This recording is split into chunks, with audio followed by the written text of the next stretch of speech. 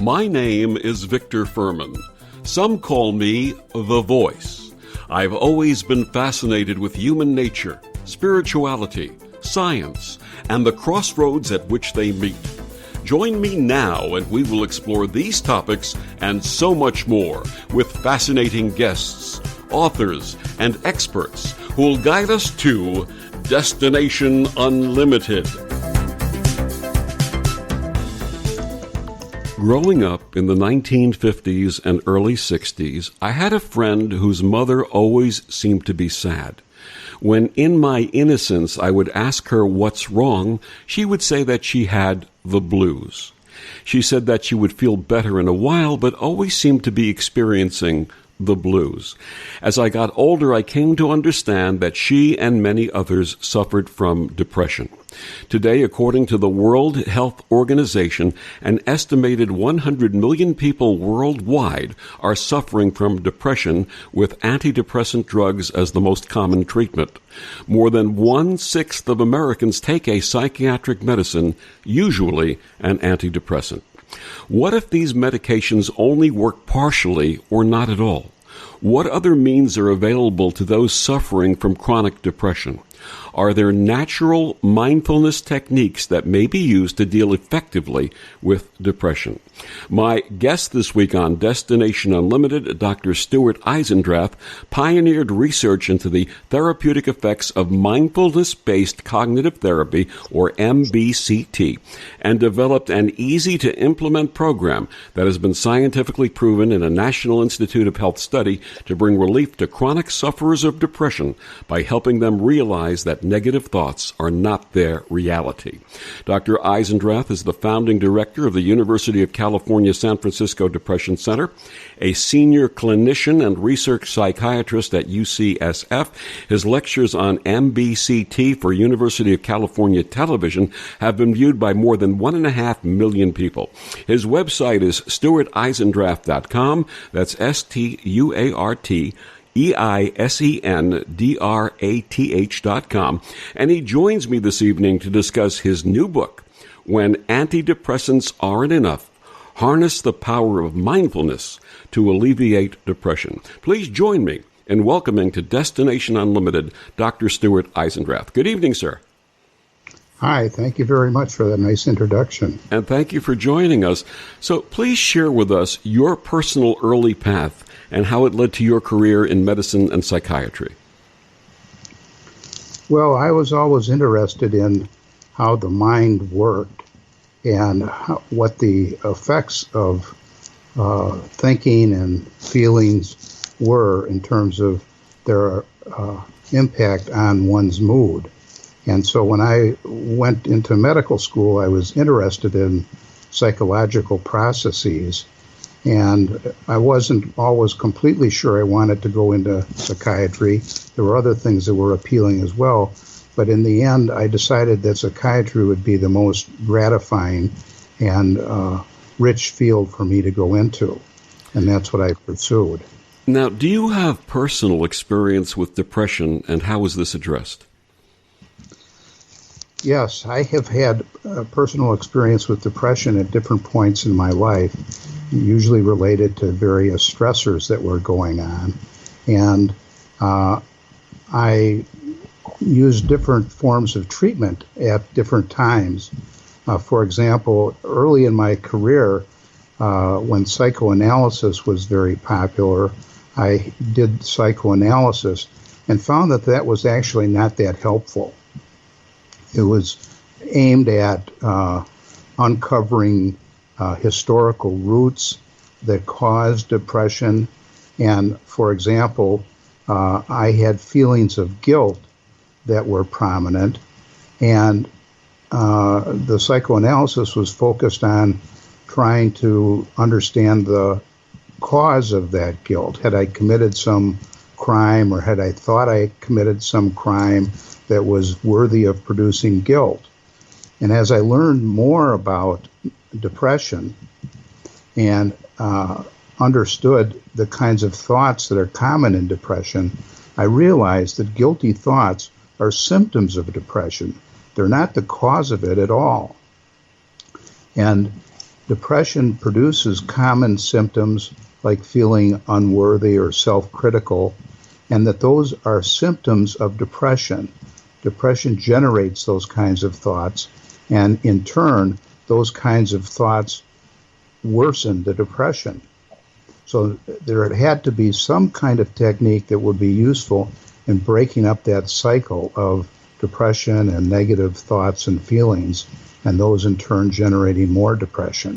What does medical science tell us about the genesis of depression? Is it genetic, environmental, or some of both?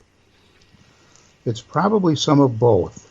There's definitely genetic components to it in that people with certain chromosomal patterns actually have more or less propensity to experience depression, depending on the chromosomes and genes that are present or not present. So in some instances, people who have certain genes are more resilient and face less depression, and others who have a different set of genes are more susceptible to stress and experience more depression as a result.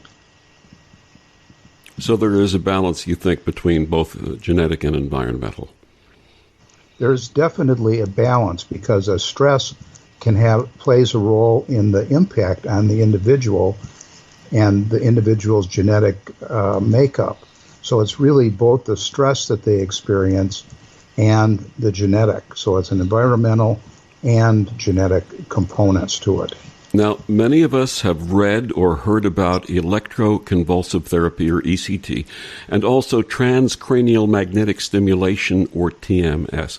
What results have been achieved with these techniques? I know ECT goes back a long way, and to some it seems a little bit barbaric. Well, actually, ECT goes back to the 1930s when an Italian by the name of Cerletti first found that it was effective in producing relief from depression, and it remains one of the most efficacious means of reducing depression. It has certain side effects with it in that sometimes people experience some mild memory loss, and of course it has to be done usually in a hospital setting, although there's recent changes in trying to do it in an outpatient setting. But it requires general anesthetic briefly, and then the ECT is delivered.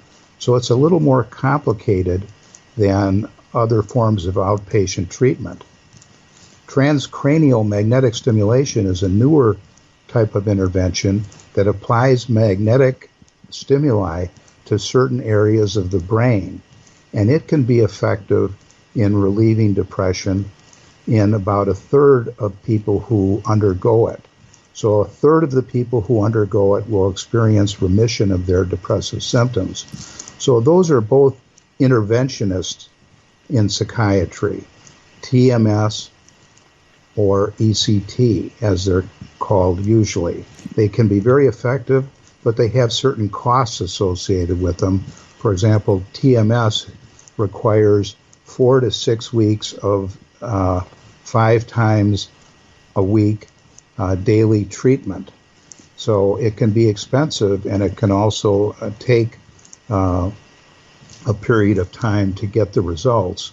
And there's still research being done on how long those results last, or whether people need to have a continuous refresher course of having it. And so it has just very few side effects, but it has certain costs associated with it. And what's the efficacy of the ECT? ECT is probably more in the range of 70 to 80% effective. So it's probably the most effective treatment that is available for depression. But of course, as I mentioned, it has anesthetic associated with it, and it has potential memory loss that is usually quite mild, and usually for memories during the period that the person is getting the ECT. It doesn't usually affect other memory. And you're saying that's a 70% remission rate? Yes. And that's long-term remission, no recurrence? Oh, no, that raises a good point. Depression is a recurring illness. So people who get ECT usually have to get refreshers of ECT, either the full course of treatment, or some find that they can get one treatment on a periodic basis and maintain remission over that period of time. But this is a very important point. Depression is a recurrent illness. That's why depression accounts for the most disability in the world today. More than coronary artery disease or cancer, depression is the most disabling illness there is.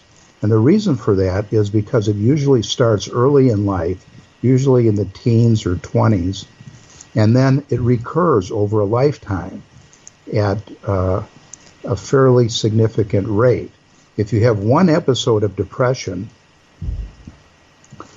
within the next 10 years, you have a 90% chance of having a recurrence. If you've had two episodes of depression, you have a 90% chance of having another episode within 3 years. So depression is a recurrent illness, and you have to, if you suffer from depression, you have to realize that and develop skills and interventions that can help prevent future relapses. And this is different than what we used to think about depression as being like pneumonia. If you have pneumonia, you get some antibiotic, and then you're done with pneumonia and you don't have any further episodes.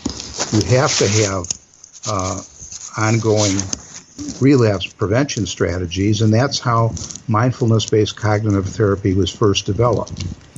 My guest is Dr. Stuart Eisendrath. He's the author of the new book, When Antidepressants Aren't Enough, Harnessing the Power of Mindfulness to Alleviate Depression. And we'll be back with Dr. Eisendrath after these words on the OMTimes radio network.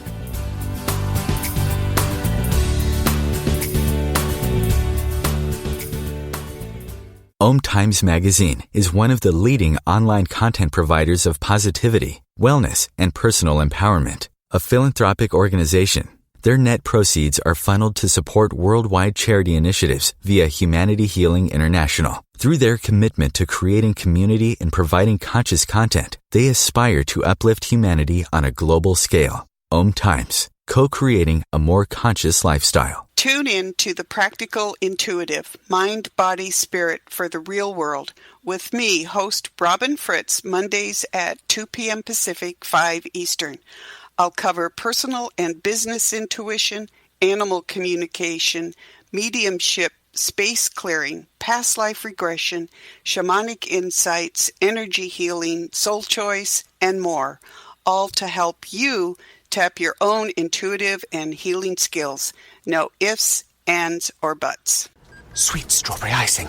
You're in Goodwill, and just past that vintage denim jacket you spot miniature donut earrings. You lean in. Ah, that's the scent of shopping success. Because at Goodwill, every item you buy funds local job training and more. So bring home those donut earrings and bring home so much good to your community. Goodwill. Bring good home. Brought to you by Goodwill and the Ad Council. My mother was very familiar with her neighborhood, but one day she stopped at the stop sign and she wasn't even really sure where she was at. When something feels different, it could be Alzheimer's. Now is the time to talk. A message from the Alzheimer's Association and the Ad Council.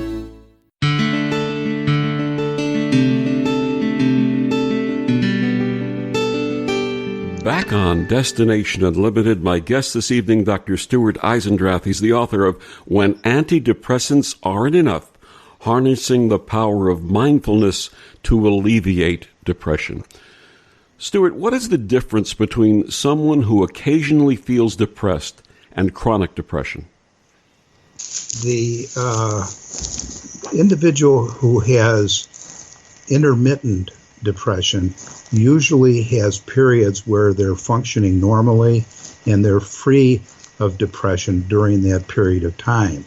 And then they have a recurrence or a relapse. And the person who has chronic depression remains significantly depressed, and it may range in severity, but having persistent symptoms of depression over a prolonged period of time. Usually we think of it as being for 2 years or longer. So in other words, we all feel some form of sadness or depression during various times in our life, the loss of a loved one or some type of event, a catastrophic event, an illness or something of that nature. But that person experiences that for whatever the appropriate period of time is, and then it doesn't recur. Whereas with chronic depression, you'll say this will recur again. Well, that's in general correct. But I would say one thing that's important to understand, sadness is part of the normal human experience. Depression is a little bit different. It's sadness plus other symptoms. So when somebody loses a loved one, sadness and grief are normal. Depression is a little bit different, and the one way of differentiating it is this. If you ask the person who is grieving the loss of a loved one, how do they feel about themselves as a person? The individual will say, I feel okay, I feel fine about myself as a person.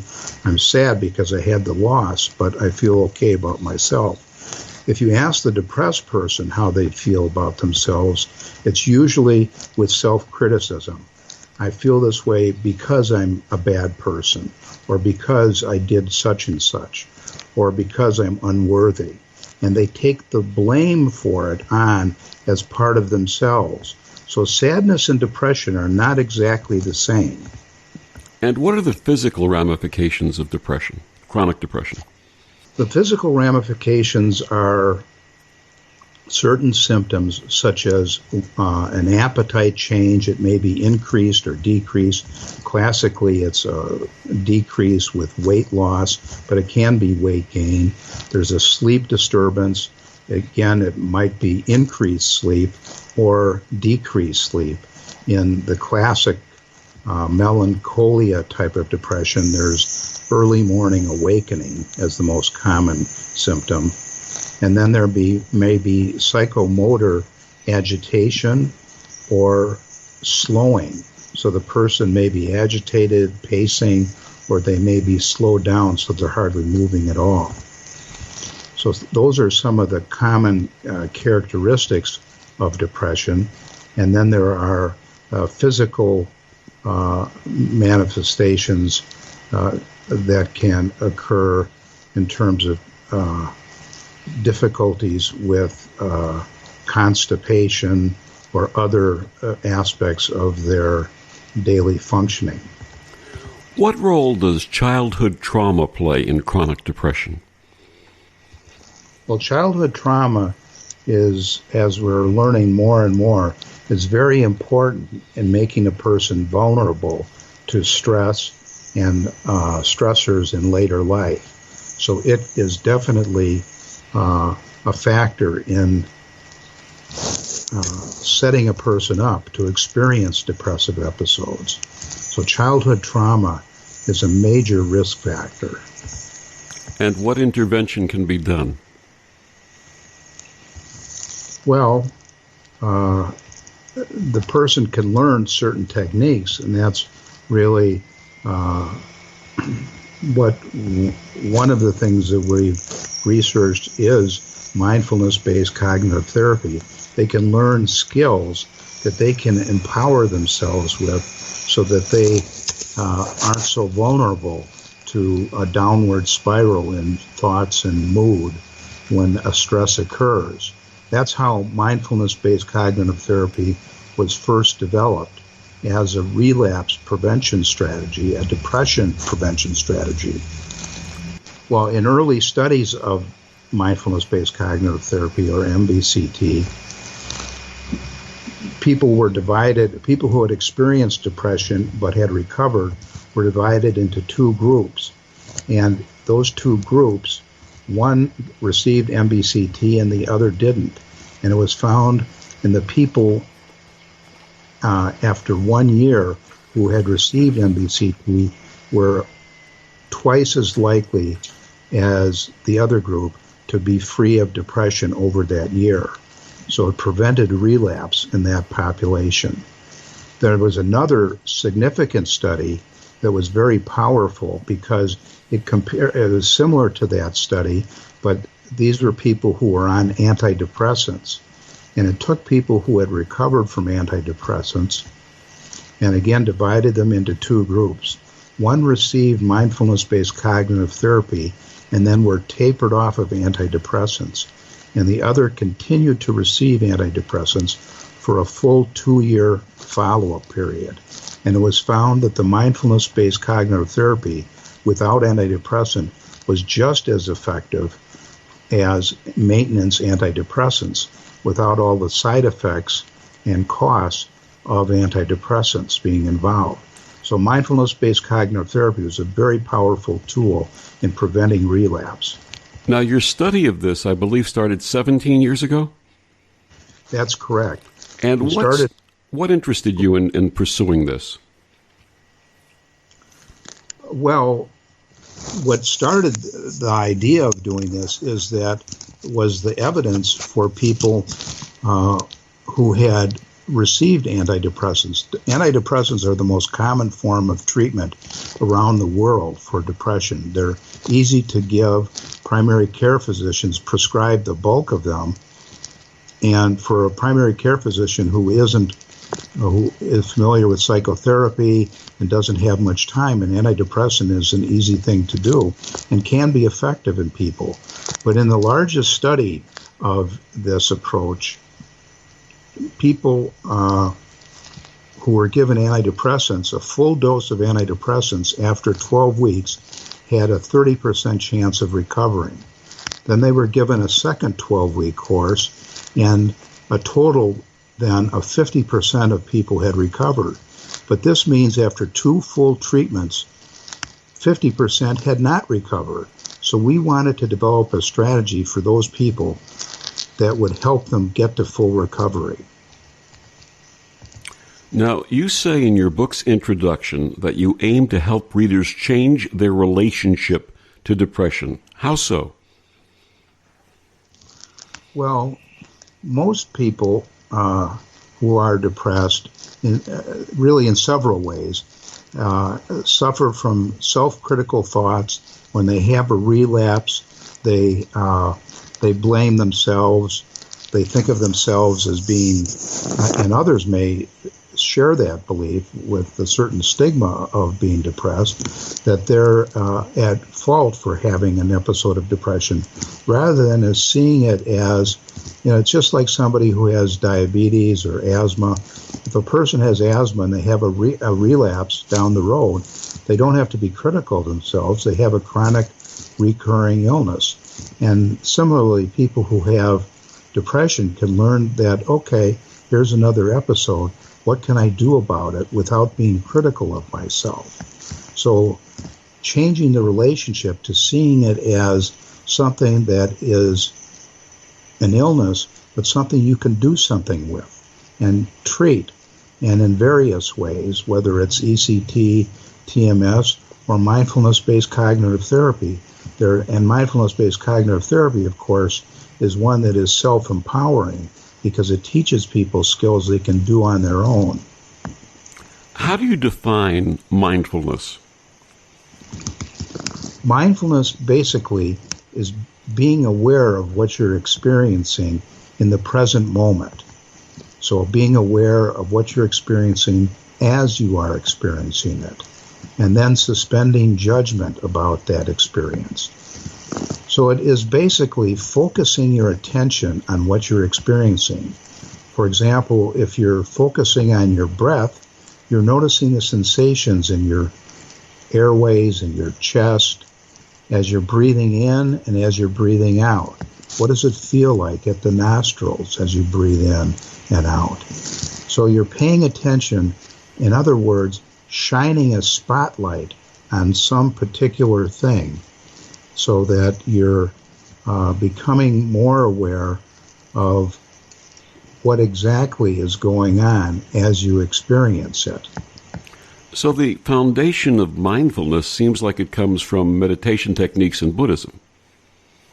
Yes, it does.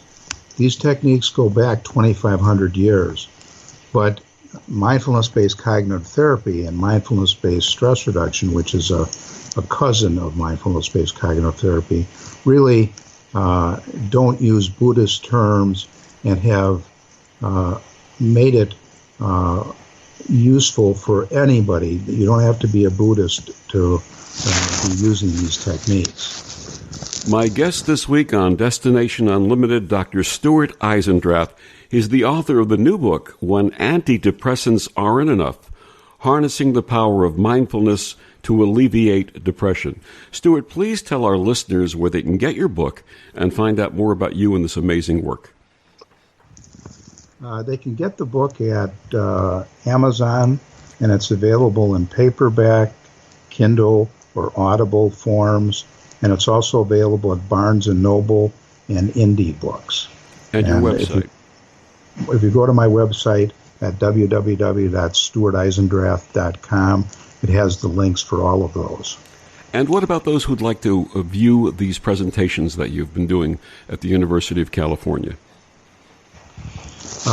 They can get those. If you go to my website, it actually has a briefer version of what's on the University of California website. But if they want to see the full version, they can go to www.uctv.edu and search under my name for the lectures at that site.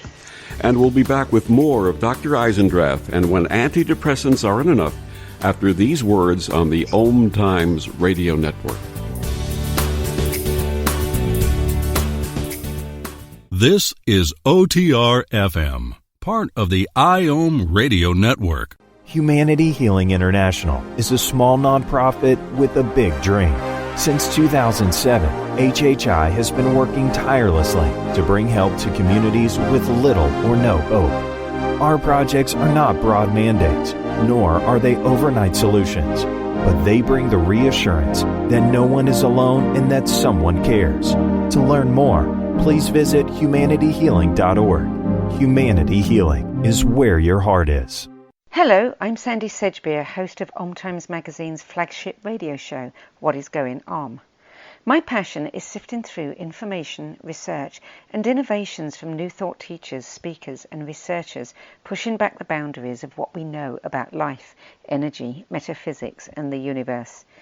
I love shifting perceptions about who we are, why we're here, and how quickly impossible becomes normal when we open our minds, expand our awareness, and accept that the only limits that exist are those we place upon ourselves.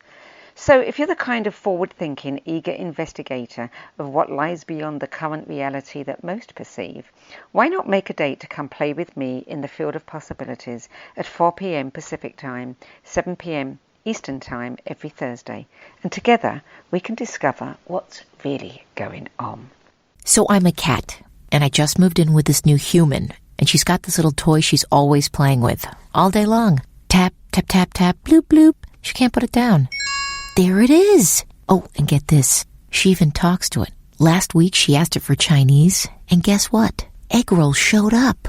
Like magic. Humans have cool toys. A person is the best thing to happen to a shelter pet. Be that person. Adopt. Brought to you by the Ad Council and the ShelterPetProject.org. Hey, hon, what you doing with your phone? Do flowers have best friends? I don't know. Hey, look. Whoa. Some answers can only be found in nature. Discover the unsearchable. Visit discovertheforest.org to find a trail near you. Brought to you by the United States Forest Service and the Ad Council.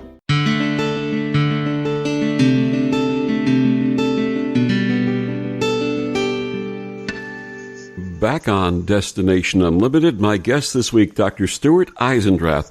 He's the author of When Antidepressants Aren't Enough, Harnessing the Power of Mindfulness to Alleviate Depression. What is mindfulness-based cognitive therapy, MBCT, and how does it differ from other CBT models? Well, mindfulness-based cognitive therapy is a blend of some CBT concepts and mindfulness meditation.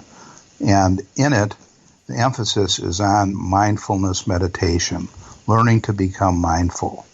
So, for example, in traditional cognitive behavior therapy, the person, if they have a negative thought, they try to answer back to that thought. For example, if they have a thought that's common in depression, like I'm a bad person or I'm a weak person, then they try to answer back and well, maybe I'm not such a bad person because I helped an old lady cross the street or some other reason. So come up with a reason why they might not be such a bad person and basically answer back to thought. In mindfulness-based cognitive therapy, we actually emphasize changing the relationships to thoughts and feelings. For example, if the person says, I'm a bad person, well, actually, what they're really doing is saying, I have the thought I'm a bad person. And then once you recognize it's a thought, you can choose to relate to it differently. So if you're meditating, for example, if you're focusing on your breath, as just one example, and your mind wanders, as minds tend to do, you gently let go of where your mind has wandered to. Maybe it wanders to, what am I going to have for dinner tonight? Or what am I going to do tomorrow during my day? Or someplace else. You notice your mind has wandered, and that's the mindfulness approach, and then you gently bring it back to the object of attention, in this case, the breath. So you learn how to refocus your attention, and the same thing applies to negative thoughts. For example, if I have the thought I'm a bad person, my mind wandered to that, but I learn I can let go of that thought and bring the attention back to my breath. And one fellow in one of our groups really captured this very perfectly. He said, if I can forgive myself for my mind wandering for minor things, maybe I can forgive it for more major things and be more forgiving of myself in general. So he was really learning how he could let go of negative thoughts and feelings and bring the attention back to where he wanted to focus it. Please give our listeners another example of this technique. Well, another example would be when you're having as is common in depression, a ruminative thought. Rumination is endless loops of thinking about something that's happened in the past without coming up with any solution. It's not problem solving, because problem solving leads to a solution and some action. Rumination is just going over and over something and suffering as a consequence and really driving depression. So in mindfulness-based cognitive therapy, you're paying attention to your thinking. So you can notice, I'm ruminating. And then once you notice you're ruminating, there's actually something you can do about it. You don't have to stay stuck in that ruminative cycle. You can bring yourself back to your meditation, say your breath again in this example, or to body sensations as another example. You can let go of the rumination and bring your attention back to the object of attention. And in this way, it helps decrease rumination and decrease that main driver of depression. What is the science behind MBCT? Well, the science is twofold. The clinical experience with MBCT has been clear-cut that it can prevent relapse and it can treat residual depression after antidepressants, as I've described a bit earlier. But in addition, in our study of about 180 people with depression who had not responded to 2 or more antidepressants, we took 80 of those people and did functional MRIs.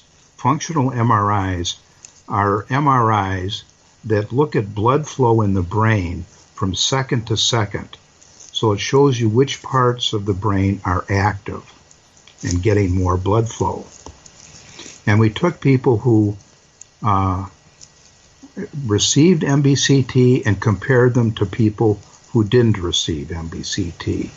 And in the people who received MBCT, there was a definite change in the pattern of their functional MRIs after 8 weeks of an MBCT class. This meant the areas of the brain that were involved with depression, for example, the amygdala, which is very active in depression and sends alarms out to the other parts of the brain, and the frontal areas of the brain, like the dorsolateral prefrontal cortex, that's an area of the brain that's involved with thinking and regulating emotion, were normalized.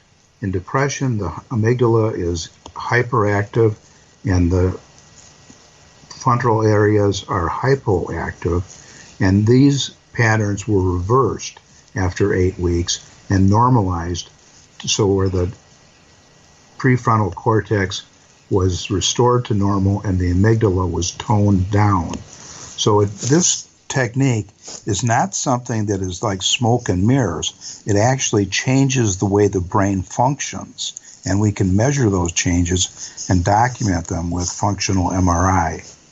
What is the long-term outcome from someone who practices this? Well, the long-term outcome is that people have much less chance of having a relapse or recurrence. It isn't reduced to zero, of course, but the chance of it compared to people who don't receive the treatment at all is much better, at least double. And for those who are on antidepressants, it's at least equal to the rates of relapse for those individuals. So it is very effective as a treatment technique, and of course, the person gains from learning the technique for themselves. So it's something that they can take with them wherever they go. We have people who take the class or learn the technique, and they can do a meditation. A meditation may be 3 minutes. And they can do this technique sitting on a bus or traveling somewhere or waiting for their flight at the airport. They can do it wherever they are. So it's a technique that provides them with a toolkit that they can use. And many of the meditations are available for free on my website under the audio section, and they can either be downloaded or streamed from the website, and people can test them out and find ones that fit best for them. Can MBCT be considered a therapeutic model unto itself? Yes, it can. It builds, of course, on various other techniques. As you mentioned, it builds on 2,500 years of Buddhist meditation. It builds on some cognitive behavior therapy models. And in that sense, it blends a number of different models together into one technique that can be very powerful and useful to a wide variety of people. You don't have to be anything special in order to learn these meditative techniques. If you can breathe, you can learn these techniques. And you don't have to sit for 45 minutes in one position. You can learn a technique like a 3-minute breathing space that you can take with you wherever you go. And what's actually happening inside when we're doing this? What are the changes that are taking place? Well, a primary change is that the person is learning to be present and paying attention in the present moment. This has powerful effects because in depression, a person tends to feel as if they've experienced a loss of some type, and they feel that loss. A person who has anxiety tends to feel that there's going to be a loss occurring in the future. So mindfulness meditation, with its focus on the present moment, tends to help the person to stop thinking about the past and stop thinking about the future and just focus on the present moment. So there's less bandwidth, as it were, to be focused on the past or the future. They're just focused on the present moment. What's happening right now? And that may be focusing on the breath, or it may be focusing on some other thing, chopping vegetables in preparation for dinner. But it's focusing your attention. That's the main thing that happens. learning how to focus your attention. And can this be engaged with any type of physical activity also? Yes, it can. You can, for example, while you're walking down the street, you can be paying attention to the sensations you're experiencing in your feet, in your legs. What's going on there? If you really start doing this, you may often be amazed at the different sensations that are taking place that normally we don't pay attention to. So we're actually given the ability to tune in to what's happening physically with us. Exactly.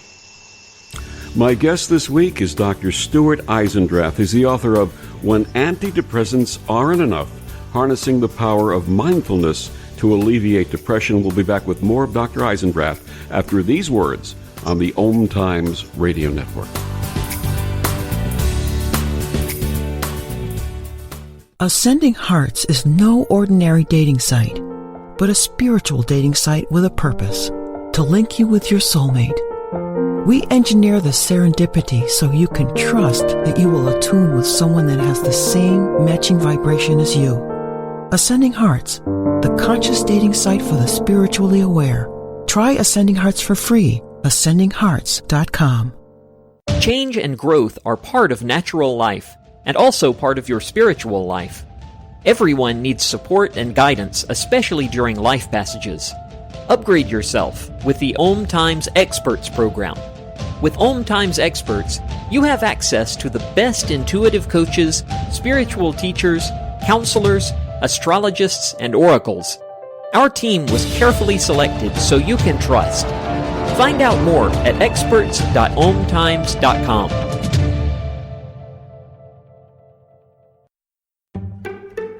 The following is made possible by Dad. Why was the basketball court all wet? Because the players kept dribbling all over it. The dad joke. Corny, grown-worthy, but also one of the simplest ways to share a moment with your kids. Why do you have to be careful when it's raining cats and dogs? Because you might step in a poodle. And kids that spend more time with their dads grow up to be smarter, more successful. Can I tell you a cat joke? Just kidding. And, with any luck, funnier adults. Why didn't the skeleton go to the dance? Because he didn't have anybody to go with. Dad jokes rule. So take a moment to make a moment and give your kid a laugh. It's as easy as going to fatherhood.gov. Brought to you by the U.S. Department of Health and Human Services and the Ad Council. That's really funny. Hi, it's Olivia Munn with my shelter pets, Frankie and Chance. Say hi, guys. When I adopted them, I discovered that they both have incredible personalities. Chance's sole purpose in life is to love and to be loved. Frankie is a little bit of a scoundrel and always entertaining. They're a little bit of a lot of things, but they're all pure love. Adopt pure love at theshelterpetproject.org. Brought to you by the Ad Council, the Humane Society of the United States, and Maddie's Fund.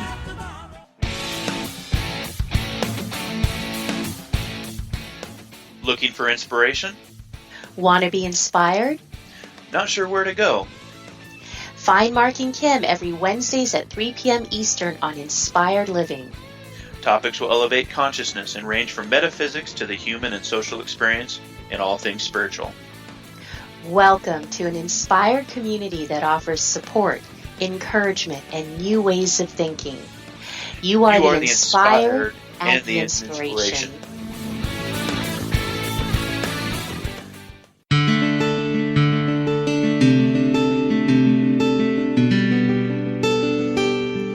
Back on Destination Unlimited, my guest this week is Dr. Stuart Eisendrath. He's the author of When Antidepressants Aren't Enough, Harnessing the Power of Mindfulness to Alleviate Depression. Stuart, what inspired you to write this book? Well, I was inspired to write this book because depression tends to be such a persistent illness that, as you mentioned earlier, only 50% of people after 2 antidepressant trials are free of depression. And if you give them 4 antidepressant trials over the course of a year, it ends up with only 45% because some of the people will have relapsed along the way. So depression tends to be persistent. People have to recognize that it is and not be critical of themselves for experiencing it. And we wanted to develop a technique that people could take with them, that they could use as a way of dealing with depression on their own. And we wanted to diminish the suffering of so many people around the world, that this was a technique we felt could help break the cycle of depression, depressive thoughts, and downward spiral of depression. Now, your book is an 8-week course. What can readers expect to experience during that 8-week period? Well, learning mindfulness meditation is kind of like learning other skills, like learning how to play the piano, for example. You start out slowly and with more simple techniques, and over time you become more proficient with it. And so you may start off with briefer meditations, and over time try some longer meditations. And usually after several weeks, people are starting to really get the rhythm of the technique. And at the midpoint, most people are getting the concepts we're trying to deliver. And then by 8 weeks, there's a significant decrease in depression, decrease in anxiety, decrease in rumination, and increase in self-compassion. And we've measured all those characteristics in our research and found those findings to be true. So people can make very significant changes in their life over a course of 8 weeks. In addition to the MBCT practice, are there other things that you suggest that people do? For example, physical activities? Well, physical activity is a very useful technique. Exercise itself can be a powerful antidepressant.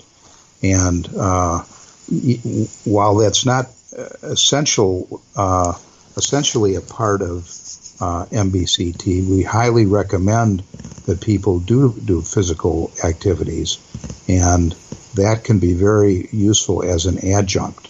What about changes in diet? Well, changes in diet are something that we pay attention to in the form of mindfulness. That is, most of us eat when we're doing something else. We're watching TV, we're talking with somebody else, reading the newspaper. So we're not paying attention to what we're eating. The mindfulness approach is, if you're eating, pay attention to that. Don't have the TV on. Don't be reading, but taste what you're eating. For example, if you try eating a raisin mindfully, you'll be amazed if you do that. Put the raisin up to your nose, you actually can smell the aromas, and your mouth begins to water. If you put it in your mouth, you can feel the different nooks and crannies of the raisin. If you bite it, you'll feel the juices start to flow, and you can actually notice that the sensations are different in different parts of your mouth because the taste buds are different in different parts of your mouth. I was about 57 years old before I really first tasted a raisin. Did so mindfully, because normally what you do is pop them in and you're grabbing the next handful before you've even swallowed the first handful. Absolutely. What can people who fail to fully recover from depression with antidepressants do? Well, there's a wide variety, and it's increasing these days. There's things like ECT, transcranial magnetic stimulation, additional psychotherapy if they haven't had that already. Ketamine is a new drug that's being developed for use for treatment-resistant depression. And there's mindfulness-based cognitive therapy. It's a very useful technique for people who haven't fully recovered. And it differs from those other ones in that the person learns a technique that they can apply themselves. I have people that I know personally and will try to convince them to start some type of a meditation or mindfulness practice, and they say, I can't meditate. I can't do that. What do you say to somebody who says, I can't do that? I say if you can't breathe, if you can breathe, you can meditate. And when they say they can't breathe, I mean, that's often a symptom of the depression, that they don't think they can do something. Focusing your attention is actually very easy in one sense. You can learn to focus your attention. The trouble is people tend to notice when they're doing that their mind wanders and they're critical of themselves. Most people have the misconception that mindfulness, that meditation means you empty your mind of all thoughts or you don't have your mind wandering. Those are erroneous beliefs. Focusing your attention, even in the most experienced meditator, they're going to have their mind wandering. That's what our minds do. So accepting that and not being critical of yourself allows you to focus your meditation, and when your mind wanders, you gently escort it back. Kind of like if you have a puppy on a leash, the puppy's going to wander. And if you tug at it hard, it may be painful for the puppy. If you gently bring it back, the puppy will come back to your side. I've also had people tell me, I don't have time to meditate. Does it require a huge time commitment? There's no specific amount of time that has been studied as being a certain dose that a person has to get. Some people will say a certain amount, but there's really very little evidence that, 30 minutes or 20 minutes or 10 minutes are useful. There's one study that's come out recently suggesting that 10 minutes a day may be enough. And the meditations that are on my website range from 3 minutes to approximately 10 minutes. So the most important thing with meditation is developing some regularity of practice rather than a certain amount of time. It doesn't have to be time consuming. As I said before, you can be mindful even as you're walking, so it doesn't add anything to your day. Just paying attention to the sensations in your feet and legs is mindfulness enough. And the continuation of a daily practice will lead to a facilitation of virtually getting into that state in a matter of seconds. That's right. As you become more skillful in being able to meditate, it becomes easier to get into that state. Now, what advice would you offer someone who is interested in starting a mindfulness practice with the intention of healing from depression? Well, I would recommend that they either take a class in mindfulness-based cognitive therapy, and they can find classes in their area by Googling that, or they take the course as outlined in my book, so that has meditations along with it on the website that they can download or stream and practice the techniques that are explained in the book. Either one of them are useful approaches and equally satisfactory. And what do you hope that readers will take away from your book? I hope that readers will learn that depression is a recurrent illness, that it produces a great deal of suffering, and if a person is experiencing it, they can get better. People with depression tend to feel hopeless and helpless, and both of those are symptoms of the depression. Those are not really facts. Those are thoughts and not facts. And we hope that people will learn to start differentiating thoughts from facts, and as they do so, they can change their approach to living and their life. And what's next for Dr. Stuart Eisendrath?